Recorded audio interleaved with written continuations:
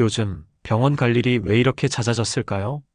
한 달에 한 번, 어떤 분은 일주일에 한 번씩 병원에 가십니다. 무릎 때문에, 혈압 때문에, 소화가 안 돼서, 잠이 안 와서. 이유는 늘 다르지만 결국 같은 곳으로 향합니다. 검사 결과지를 받아들고 집에 돌아오는 길, 문득 이런 생각이 드시진 않으셨나요? 나는 대체 언제부터 이렇게 약해진 걸까? 아픈 곳이 하나 나았다 싶으면 또 다른 곳이 쑤십니다. 무릎이 좀 나아졌다 싶으면 어깨가 결리고 소화가 좀 된다 싶으면 허리가 묵직합니다. 그래서 어느 순간부터 안 아픈 날이 오히려 낯설게 느껴집니다. 이건 당신만 겪는 일이 아닙니다. 예순을 넘기면 누구나 어디든 하나씩은 아픕니다. 그게 자연스러운 겁니다. 몸이 늙는다는 건 원래 그런 겁니다. 그런데 우리는 왜 이 자연스러운 변화를 받아들이지 못하고 스스로를 자꾸만 탓하게 될까요? 내가 젊었을 때 몸을 혹사했나? 내가 뭘 잘못 먹었나? 내가 관리를 못했나? 아닙니다. 당신은 잘못한 게 없습니다. 그저 오래 살아온 것뿐입니다.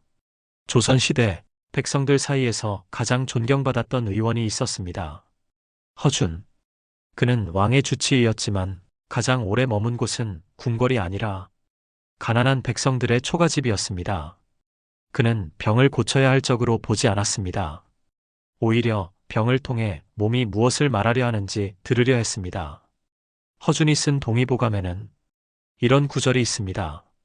병은 하루아침에 생기지 않는다. 몸도 하루아침에 망가지지 않는다. 다만 작은 신호를 오래 외면하면 그것이 쌓여 병이 된다. 그러니까 지금 당신이 느끼는 이 통증은 어제 오늘 생긴 게 아니라는 겁니다. 몸이 오래전부터 보내온 신호였고 당신은 그걸 애써 무시하며 살아온 겁니다. 일해야 했으니까, 가족을 먹여 살려야 했으니까, 쉴 수 없었으니까. 요즘은 병원비가 만만치 않습니다. 검사 한 번에도 몇만 원씩 나가고 약값도 부담스럽고 재검사 받으러 가려면 또 시간과 돈이 듭니다. 이렇게 병원만 다니다가 노후 자금 다 떨어지는 거 아닌가? 그런 생각 한 번쯤 해보셨을 겁니다. 그래서 더 불안해지고 그 불안이 또 몸을 더 아프게 만듭니다. 악순환입니다. 그런데 허준은 비싼 약이나 귀한 재료를 강조하지 않았습니다. 그가 중요하게 본 건 생활 속 음식, 계절의 흐름, 몸의 리듬이었습니다. 약은 멀리 있지 않다. 밥상 위에 있고 하루의 습관 속에 있다. 허준은 그렇게 말했습니다. 지금 당신의 냉장고 안을 한번 떠올려 보세요. 무, 배추, 미역, 콩나물, 두부, 파, 마늘, 생강. 이런 평범한 재료들 말입니다. 허준은 이런 흔한 식재료가 오히려 몸을 가장 덜 괴롭히는 음식이라고 했습니다.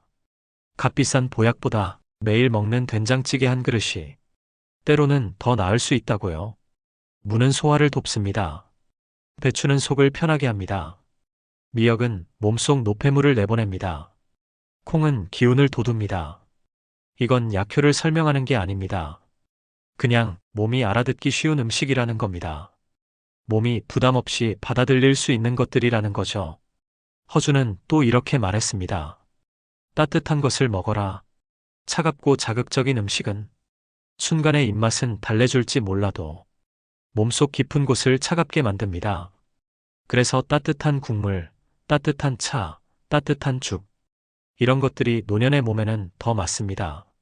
하지만 음식만으로 모든 게 해결되진 않습니다. 허준이 가장 중요하게 본 건 사실 음식이 아니었습니다. 마음이었습니다. 마음이 먼저 지치면 약도 잘 듣지 않는다. 허준은 환자를 진찰할 때 맥을 짚기 전에 먼저 이야기를 들었습니다. 어디가 아픈지보다 왜 아픈지, 무엇이 그 사람을 힘들게 하는지를 먼저 알려고 했습니다. 지금 당신은 스스로에게 너무 엄격하지 않나요? 이 나이에 이것도 못하나? 예전엔 이 정도는 거뜬했는데 남들은 다 멀쩡한데 나만 왜 이렇게 약한가? 이런 생각 자주 하시나요? 그건 몸을 미워하는 겁니다. 아픈 자신을 질책하는 겁니다. 하지만 몸은 당신이 미워한다고 해서 더 빨리 낫지 않습니다. 오히려 더 움츠러듭니다. 허준은 환자에게 이렇게 말했습니다. 완전히 낫지 않아도 괜찮습니다. 병을 이겨내는 것이 목표가 아니라 병과 함께 살아가는 법을 배우는 것. 그게 진짜 치료라고 했습니다. 당신의 무릎이 예전처럼 돌아오지 않을 수도 있습니다. 혈압이 완전히 정상으로 돌아오지 않을 수도 있습니다. 그래도 괜찮습니다. 중요한 건 완치가 아니라 조금 덜 아픈 내일입니다. 조금 더 편안한 하루입니다. 그리고 혼자 있는 시간을 두려워하지 마세요. 나이가 들면 자연스럽게 혼자 보내는 시간이 많아집니다. 자식들은 바쁘고 친구들도 하나둘 멀어지고 몸이 아파 집에만 있는 날도 늘어납니다. 그 시간이 쓸모없다고 느껴질 수 있습니다. 외롭다고 느껴질 수 있습니다. 하지만 허주는 그 시간을 다르게 보라고 했습니다. 병상에 누워있는 시간은 몸이 당신에게 말을 거는 시간이다. 몸이 무엇을 원하는지, 어디가 힘든지, 무엇이 필요한지 조용히 귀 기울여 들을 수 있는 시간. 그게 바로 혼자 있는 시간의 의미라고요. 우리는 평생 남의 말만 들으며 살아왔습니다. 부모님 말, 배우자 말, 자식 말, 상사 말, 이웃 말. 정작 내 몸이 뭐라고 말하는지는 한 번도 제대로 들어본 적이 없습니다. 이제는 내 몸의 이야기를 들어줄 때입니다. 무릎이 쉬고 싶다고 말하면 쉬어주세요. 허리가 따뜻하게 해달라고 하면 따뜻하게 해주세요. 위가 부담스럽다고 하면 가볍게 먹어주세요. 그게 치료입니다. 거창한 게 아닙니다. 비싼 것도 아닙니다. 그냥 내 몸과 친구처럼 지내는 겁니다. 허준이 평생 환자들에게 했던 말이 있습니다. 몸은 적이 아니라 동반자입니다. 병을 전쟁터로 만들지 마세요. 이기고 지는 싸움으로 만들지 마세요. 그저 함께 걸어가면 됩니다. 천천히, 때로는 쉬어가며 서로를 이해하면서 당신이 지금 느끼는 통증, 그 피로감, 그 허전함, 그건 당신이 약해서가 아닙니다. 그건 당신이 오랜 세월 동안 너무 많은 걸 감당하며 살아왔기 때문입니다. 일터에서, 집에서, 관계 속에서 쉬지 않고 버텨왔기 때문입니다. 이제는 좀 쉬어도 됩니다. 완벽하지 않아도 됩니다. 모든 걸 다 해내지 않아도 됩니다. 당신은 이미 충분히 많은 걸 해냈습니다. 허준은 말했습니다. 약은 병을 고치는 게 아니라 몸이 스스로 회복할 힘을 돕는 것이다. 그러니까 진짜 치료는 몸 밖이 아니라 몸 안에 있다는 겁니다. 당신 안에 이미 회복할 힘이 있다는 겁니다. 그 힘은 거창하지 않습니다. 아침에 눈을 뜨는 것, 따뜻한 물 한 잔 마시는 것, 창밖을 보며 숨을 고르는 것. 그런 작은 것들이 쌓이고 쌓여서 당신을 지탱하는 힘이 됩니다. 병원에서 받은 약, 그것도 물론 필요합니다. 하지만 그게 전부는 아닙니다. 약을 먹으면서도 따뜻한 밥을 먹고 충분히 자고 마음을 편히 먹는 것. 그게 함께 있어야 비로소 약이 제 역할을 합니다. 지금 이 순간 당신이 할 수 있는 가장 좋은 치료는 이겁니다. 스스로를 탓하지 않는 것. 왜 나는 이 모양일까가 아니라 그래도 여기까지 왔구나 라고 말해주는 것. 허준은 환자를 진찰할 때 절대 서두르지 않았습니다. 맥을 짚고 숨소리를 듣고 얼굴빛을 살피고 이야기를 들었습니다. 그리고 마지막에 이렇게 말했다고 합니다. 괜찮아질 겁니다. 조금 시간이 걸릴 뿐입니다. 당신도 괜찮아질 겁니다. 당장 내일 모든 통증이 사라지진 않겠지만 조금씩 천천히 덜 아픈 날들이 늘어날 겁니다. 그리고 그 과정에서 당신은 알게 될 겁니다. 완전히 낫는 것보다 중요한 건 아픈 몸과도 평화롭게 지내는 법이라는 걸. 제철 음식을 드세요.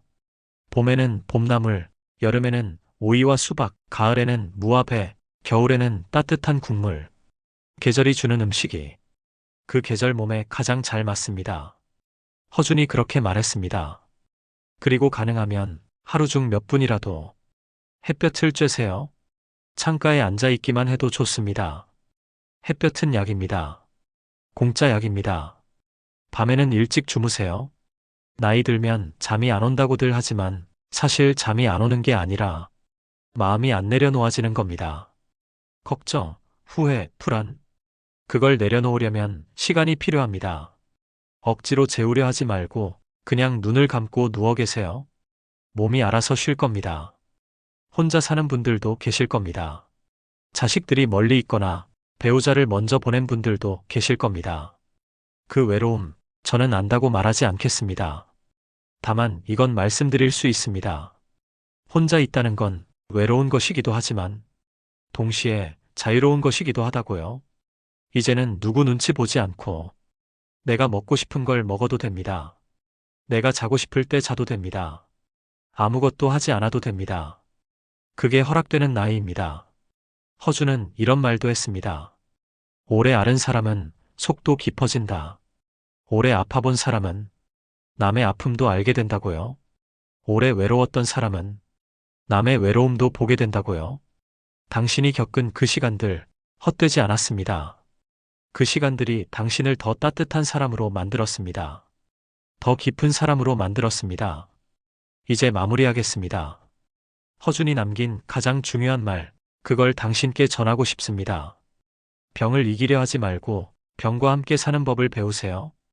당신의 몸은 고장난 것이 아닙니다. 오래 버텨온 것입니다. 지금까지 당신을 여기까지 데려온 참 대단한 몸입니다. 그러니 미워하지 마세요.